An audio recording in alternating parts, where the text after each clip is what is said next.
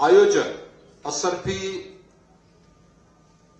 भवन और इस पीठ के माध्यम से जो कार्यक्रम आयोजित किया गया है, यह पीठ स्वयं ही प्रभु की असीम कृपा की पीठ है। आज से नहीं, सैकड़ों वर्षों से अपने धार्मिक परंपरा के लिए जानी जाती है। श्री राम जन्मभूमि आंदोलन के दौरान पूरे श्रद्धा और समर्पण भाव के साथ इन धार्मिक पीठों ने इस पूरे आंदोलन को यज्ञ मान करके उसे सफलता की नई ऊंचाई तक पहुंचाने का काम किया था। और आज परिणाम हम सबके सामने है। याद करिए उन दो तिथियों को जब 5 अगस्त 2020 को प्रधानमंत्री मोदी जी के करकमलों से 500 वर्षों की दास्ता के कालखंड की उस कलंक को समाप्त करने के बाद अयोध्या में राम जन्मभूमि पर प्रभु राम के भव्य मंदिर के कार्यक्रम का शुभारंभ हुआ और 22 जनवरी 2024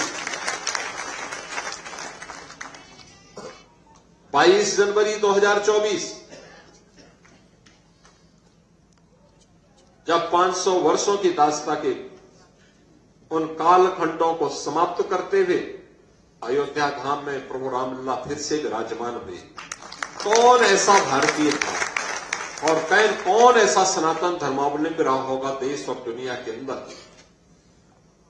जिसकी आंखों में श्रद्धा के आंसू न आए हो। श्रद्धा और सम्मान के साथ प्रभु के श्री चरणों में जिसने अपने आप को पूरा समर्पित न किया हो। और यही तो है हमारी परंपरा,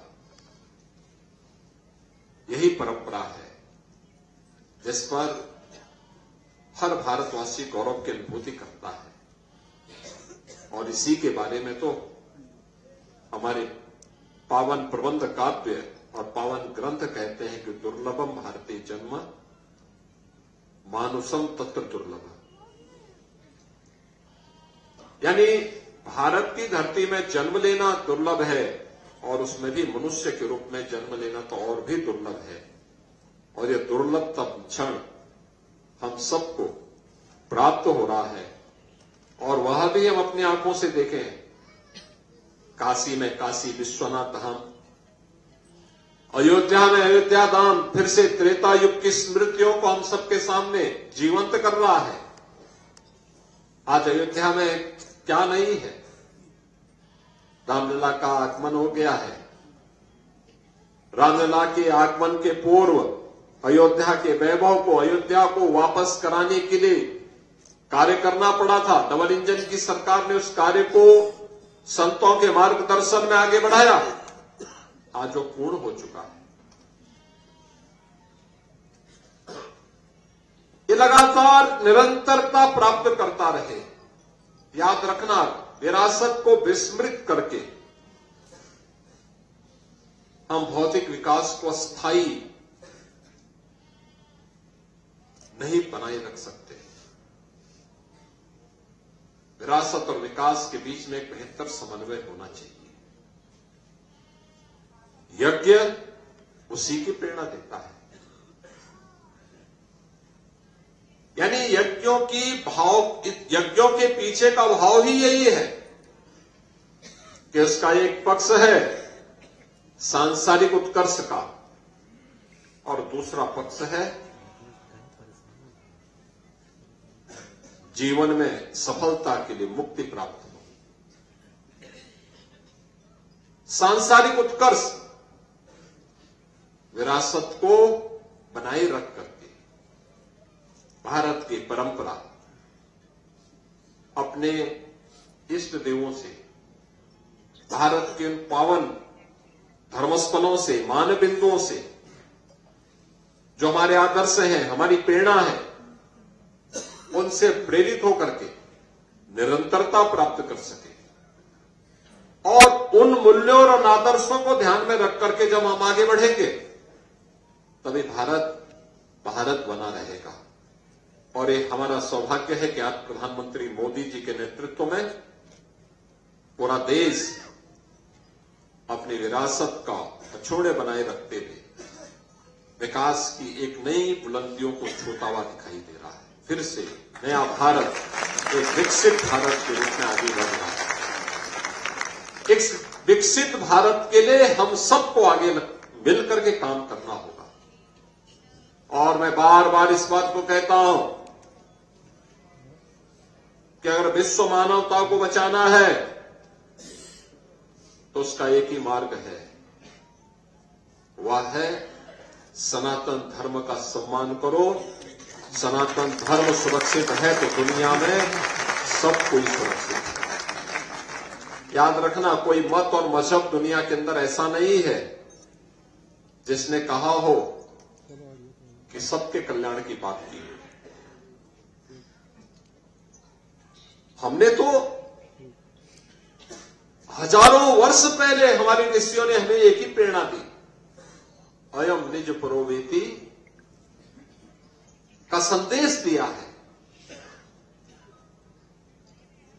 अयम निज परोवेति गणना लघु चेतसाम उदार चरितानाम तो सुधेव कुटुंबकम।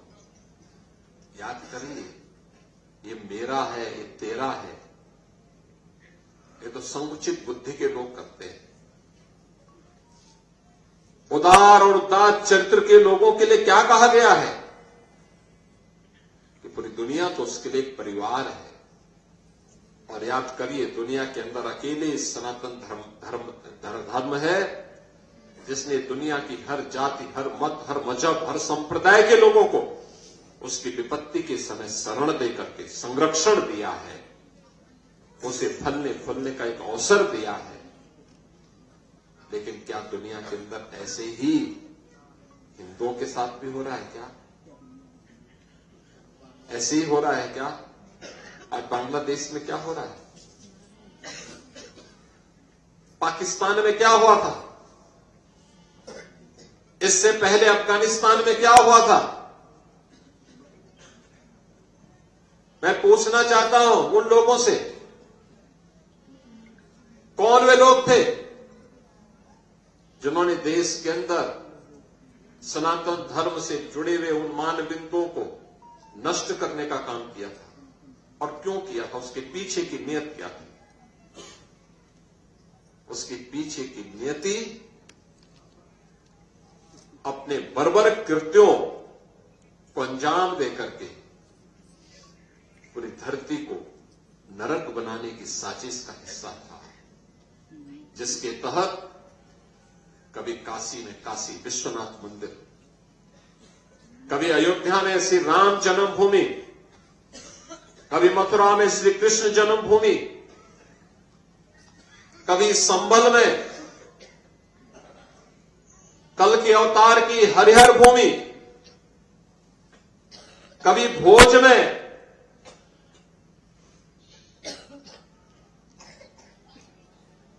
ज्ञान के अधिष्ठात्री देवी मां सरस्वती के पावन मंदिर को नष्ट किया जाता है, तोड़ा जाता है, अपवित्र किया जाता है।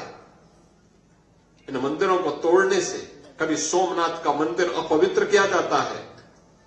इन मंदिरों को तोड़ने से उनका कुल और वंश ही नष्ट हुआ होगा जिन्होंने इन मंदिरों को अपवित्र किया है। ये फैले फुले नहीं हुए होंगे, लेकिन उन्होंने दिखाया तो। और यही कारण है, जब मैं आज पूछता हूं कि भाई जिन लोगों ने मंदिर तोड़े थे उनकी क्या स्थिति है वर्तमान में, तो लोग बताते हैं कि औरंगजेब के परिवार के लोग, उसके वर्तमान खानदान। मुझे कोई एक दिन बता रहा था, जबकि कोलकाता के पास वो रिक्शा चलाते हैं, तो मुझे बताओ, अगर उसने पुणे किए होते, इन मंदिरों को तोड़ा नहीं होता, तो रिक्शा चलाता है क्या? ये दुर्गति को प्राप्त करता है, ये उसकी दुर्गति है। उसने ईश्वर की अवमानना की है, और मैं यही कहूंगा कि दुनिया के अंदर अगर विश्व शांति की स्थापना करनी है तो यह सनातन धर्म ही उसको कर सकता है, केवल सनातन धर्म। और भारत के अंदर सनातन धर्म ही भारत का राष्ट्रीय धर्म है। भारत तब तक भारत है जब तक भारत के अंदर सनातन धर्म सुरक्षित है, और इसकी रक्षा के लिए, इसके संरक्षण के लिए हम सबको मिलकर के कार्य करना होगा। हर एक यह शाश्वत धर्म है, सृष्टि के साथ चला हुआ धर्म है। हो सकता है किसी कालखंड में कुछ विसंगति आई हो, लेकिन विसंगति का परिमार्जन भी हमारे ऋषि मुनि संतों के माध्यम से समय समय पर महापुरुषों के द्वारा दिखाए गए मार्ग का अनुसरण करते हुए हम करेंगे। लेकिन कहीं भी हम इस विकृति के कारण, उस विसंगति के कारण आपसी उन फूट का, आपसी बंटवारे का, आपसी विभाजन के उन गलतियों का खामियाजा पूरे देश और पूरे धर्म को नहीं भुगतने देंगे। इस संकल्प के साथ हमें आगे बढ़ना पड़ेगा। जिन कारणों से देश को गुलाम होना पड़ा था, जिन कारणों से इस देश को गुलामी की बेड़ियों को जूझने के लिए, झेलने के लिए मजबूर होना पड़ा था, हमारे पवित्र धर्मस्थलों को अपमानित होना पड़ा था, वे फिर से न हो, ऐसी स्थिति पैदा हो, इसके लिए अभी से हर एक भारतवासी को तैयार होना होगा। और जब हम लोग दिलो दिमाग से इसके बारे में सोचेंगे, तभी भारत भी सुरक्षित रहेगा, सनातन धर्म भी सुरक्षित रहेगा, आने वाली पीढ़ियां भी सुरक्षित रहेंगी। पंचनारायण महायज्ञ इसी भाव के साथ पर्यावरण की भी शुद्धि हो, भारत की रक्षा हो, सनातन धर्म फिर से हम सबके संरक्षण का आधार बने और हम अपने धर्म की सुरक्षा का आधार बने, इस भाव के साथ आज यहां पर पवित्र अयोध्या धाम में श्री राम जन्मभूमि के इस पावन धरा पर मां सरयू के इस आंचल में आज यहां पर आयोजित हो रहा है। मैं इसके लिए जगत गुरु रामानुजाचार्य पूज्य स्वामी श्री श्रीधराचार्य जी महाराज और उनकी पूरी टीम को, जो इस पूरे आयोजन के साथ जुड़े हैं, उन सब का हृदय से अभिनंदन करता हूं और विश्वास व्यक्त करता हूं कि यज्ञ का पुण्य पूरे भारतवासियों को, हर सनातन धर्मावलंबी को प्राप्त हो। आप सबके प्रति मेरी शुभकामनाएं हैं। मेरे साथ आप बोलेंगे, भारत माता की जय, भारत माता की जय, भारत माता की जय, भगवान श्री राम की जय, मर्यादा पुरुषोत्तम प्रभु श्री राम की जय, मां जानकी की जय, मां जानकी की जय, सरयू मैया की जय, सरयू मैया की जय, नमः पार्वती, नमः भगवत, नमः पार्वती पते, हर हर